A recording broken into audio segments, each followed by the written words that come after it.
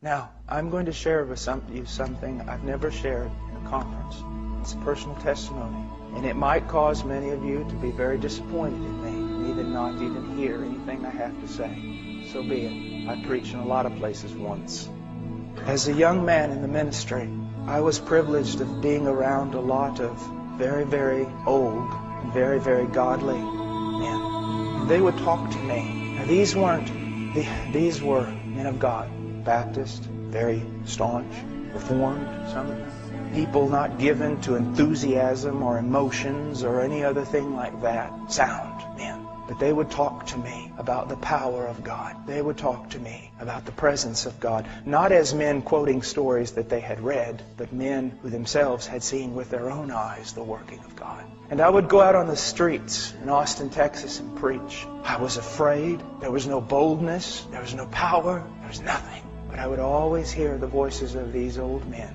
And one day I decided enough is enough. I will seek Him until I find Him or until I die.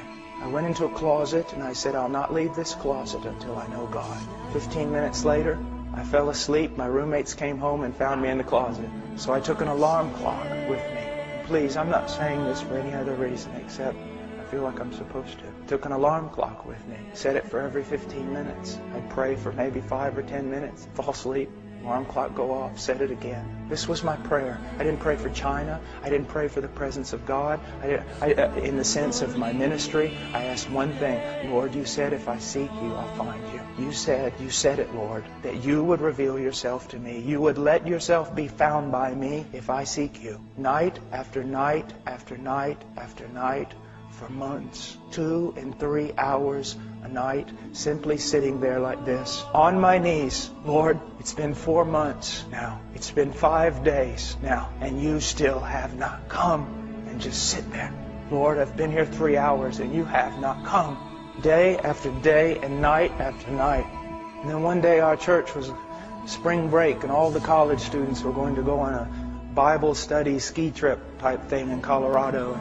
And I felt like the Lord wanted me just to go out into West Texas to the hill country, pretty barren. And I walked on top of those hills for 3 days like a wild man. If you would have seen me, you would have thrown me in an asylum. I was picking up rocks and I was throwing them, literally, physically throwing them at the sky. I was screaming. I was saying, God, I must know you. You must come. You must. I can't live like this anymore. I can't live just reading books. I can't live just reading about revivals and about people who knew somebody who knew somebody who knew somebody who knew you. And nothing happened. I went home. Another several weeks passed. And one night, He came. I just said, oh, Father, I can't. Please come. And He came. I was thrown down on the ground. I don't know how long in a fetal position, covering my head, thinking, God's come to kill me. The presence of God, in a way that in 1 second, more of my sin and my need and His glory and power was revealed. And then all of a sudden, every bit of fear was taken away. And I was filled with such joy. And my mouth shot open. Now don't be afraid. Verse after verse from Psalms and from everywhere else, passages I had read just started coming forth. Praises unto Him, the Word of God. Such joy. And I can tell you, it has been 20 years. The presence of Christ is more real to me in this room than any one of you.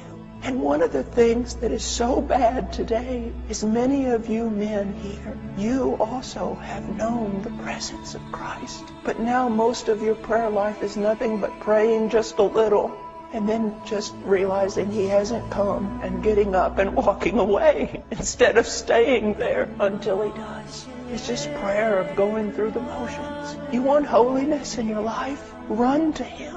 And stay there. Stay there. My little boy, whenever I'm putting my shoes on and he realizes my bags are packed, he goes, Daddy, stay with Ian? Daddy, stay with Ian? Or Ian, go with Daddy? I find myself, even this morning in prayer, going, Father, stay with Paul. Father, stay with Paul. Or Paul, go with Father. I see so many boys today in the pulpit. They're boys.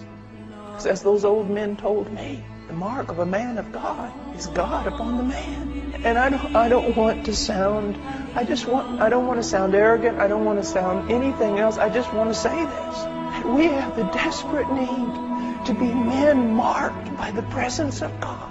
We have a desperate need